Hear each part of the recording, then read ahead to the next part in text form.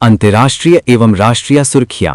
इन दिनों पूरी दुनिया की नजरें मिडिल ईस्ट पर टिकी हुई हैं, जहां ईरान और इजराइल अमेरिका के बीच चल रहा तनाव अब खुले युद्ध में बदल चुका है।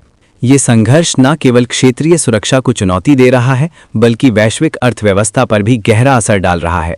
आइए इन प्रमुख सुर्खियों पर विस्तार से चर्चा करें। मिडिल ईस्ट तनाव। ईरान और इजराइल अमेरिका संघर्ष के कारण वैश्विक कच्चे तेल की कीमतों में भारी उछाल। फरवरी 2026 के अंत में अमेरिका और इजराइल ने ईरान पर संयुक्त हमले शुरू किए, जिसमें ईरान के परमाणु ठिकानों, तेल भंडारण सुविधाओं और सैन्य अड्डों को निशाना बनाया गया। ईरान ने इसका जवाबी हमला किया, जिससे संघर्ष तेज हो गया। इस युद्ध ने स्ट्रेट ऑफ होर्मुज जैसे महत्वपूर्ण जलमार्ग को प्रभावित किया है, जहां से वैश्विक तेल आपूर्ति का लगभग 20% हिस्सा गुजरता है। हमलों के कारण कई तेल टैंकरों पर हमले हुए, शिपिंग रूट बाधित हुए और कई उत्पादक देशों ने निर्यात में कटौती की घोषणा की।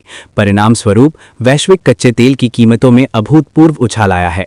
मार्च 2026 की शुरुआत में ब्रेंट क्रूड और WTI दोनों में 20% से अधिक की बढ़ोतरी दर्ज की गई। रिपोर्ट्स के अनुसार कीमतें $111 प्रति बैरल के करीब पहुंच गई हैं, जबकि कुछ ट्रेडिंग सेशन में ये $115 तक छू गईं। ये उछाल पिछले कुछ महीनों में सबसे तेज रहा है, जहां कीमतें पहले $65 से $70 के आसपास थीं। गोल्डमैन सैक्स और अन्य विश्लेषकों ने चेतावनी दी है कि यदि संघर्ष लंबा खिंचा तो कीमतें $100 से ऊपर स्थिर हो सकती हैं या और बढ़ सकती हैं। इसका असर वैश्विक अर्थव्यवस्था पर पड़ रहा है। ईंधन की कीमतें बढ़ने से परिवहन, विनिर्माण और उपभोक्ता सामान महंगे हो रहे हैं। अमेरिका में पेट्रोल की औसत कीमत $3.41 प्रति गैलन तक पहुंच गई है। एशिया और यूरोप में भी मुद्रास्फीति का खतरा बढ़ गया है। भारत जैसे आयात निर्भर देशों में पेट्रोल डीजल की कीमतें आसमान छू रही हैं, जिससे आम आदमी की जेब पर बोझ पड़ रहा है। विशेषज्ञों का मानना है कि ये युद्ध यदि कुछ सप्ताह और चला तो वैश्विक मंदी का खतरा भी बढ़ सकता है। विमानन सेवा प्रभावित। भारतीय एयरलाइंस ने सैकड़ों उड़ानें रद्द की। युद्ध के कारण मिडिल ईस्ट के एयर स्पेस में बंदिशें लग गई हैं। दुबई, अबू धाबी, दोहा जैसे प्रमुख हब प्रभावित हुए हैं। ईरान, इराक, जॉर्डन और अन्य देशों के ऊपर से उड़ानें जोखिमपूर्ण हो गई हैं। सुरक्षा चिंताओं के चलते भारतीय एयरलाइंस ने बड़े पैमाने पर उड़ानें रद्द की हैं। रिपोर्ट्स के मुताबिक भारतीय एयरलाइंस ने 279 अंतर्राष्ट्रीय उड़ानें रद्द कर दी हैं, मुख्य रूप से मिडिल ईस्ट, यूरोप और अमेरिका जाने वाली। दिल्ली और मुंबई एयरपोर्ट पर सबसे ज्यादा असर पड़ा है, जहां एक दिन में 300 से 400 उड़ानें प्रभावित हुईं। एयर इंडिया, इंडिगो और अन्य एयरलाइंस ने मिडिल ईस्ट रूट पर उड़ानें मार्च के पहले सप्ताह तक स्थगित कर दी। कुछ उड़ानें फिर शुरू हुई, लेकिन सीमित संख्या में। हजारों भारतीय यात्री फंसे हुए हैं, विशेष रूप से गल्फ देशों में काम करने वाले। सरकार ने विशेष उड़ानें चलाने की योजना बनाई है, लेकिन स्थिति सामान्य होने में समय लगेगा। ये न केवल यात्रियों के लिए मुश्किल है, बल्कि व्यापार, पर्यटन और प्रवासी श्रमिकों की आय पर भी असर डाल रहा है। ईरान का नेतृत्व। मुज्तबा खामेनी नए सुप्रीम लीडर बने। युद्ध के बीच ईरान में बड़ा राजनीतिक बदलाव हुआ है। अमेरिका इजराइल हमलों में पूर्व supreme leader ayatollah Ali Khamenei की मौत हो गई। इसके बाद ईरान की असेंबली ऑफ एक्सपर्ट्स ने 8 मार्च 2026 को उनके बेटे मुज्तबा खामेनी को नया सुप्रीम लीडर नियुक्त किया। मुज्तबा 55 वर्षीय, लंबे समय से पर्दे के पीछे सक्रिय थे। IRGC के साथ गहरे संबंध रखते हैं और सत्ता संरचना में प्रभावशाली माने जाते थे।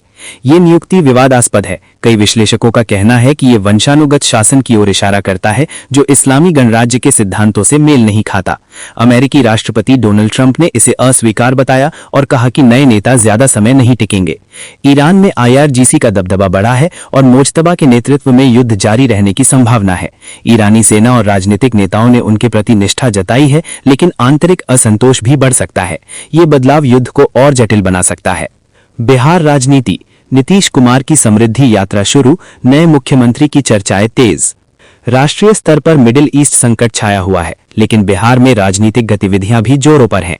मुख्यमंत्री नीतीश कुमार ने जनवरी 2026 में समृद्धि यात्रा शुरू की थी, जो विकास योजनाओं की समीक्षा और जनसंपर्क के लिए है। मार्च 2026 तक ये यात्रा विभिन्न चरणों में जारी है। यात्रा का उद्देश्य चुनाव पूर्व घोषित 430 से अधिक परियोजनाओं की प्रगति जांचना, नए प्रोजेक्ट्स का शिलान्यास और जनता से सीधा संवाद है। ये नीतीश की 16वीं ऐसी यात्रा है। वे विभिन्न जिलों में जा रहे हैं, जहां स्वास्थ्य, शिक्षा, सड़क, कृषि और सामाजिक योजनाओं पर फोकस है। लेकिन राजनीतिक हलकों में चर्चा है कि नीतीश कुमार नए मुख्यमंत्री की भूमिका में किसी को लाने की तैयारी कर रहे हैं। JDU और NDA में भी इस पर बहस चल रही है। कुछ सूत्रों का कहना है कि स्वास्थ्य या उम्र के कारण नीतीश खुद को सक्रिय राजनीति से दूर कर सकते हैं और कोई नया चेहरा आगे आ सकता है। RJD और विपक्ष इसे समृद्धि के दावों पर सवाल उठा रहा है। बिहार में विकास की गति तेज है, लेकिन बेरोजगारी और पलायन जैसी समस्याएं बनी हुई हैं। ये यात्रा एनडीए सरकार की छवि मजबूत करने का प्रयास लगती है। कुल मिलाकर ये सुर्खियां दिखाती हैं कि वैश्विक स्तर पर युद्ध और अस्थिरता की छाया है, जबकि राष्ट्रीय स्तर पर राजनीतिक बदलाव और विकास की कोशिशें जारी हैं। मिडिल ईस्ट संकट यदि शांत नहीं हुआ तो इसका असर लंबे समय तक रहेगा। लेटेस्ट अपडेट्स के लिए सब्सक्राइब बटन दबा देना। मिलते हैं जल्दी, तब तक के लिए टेक केयर।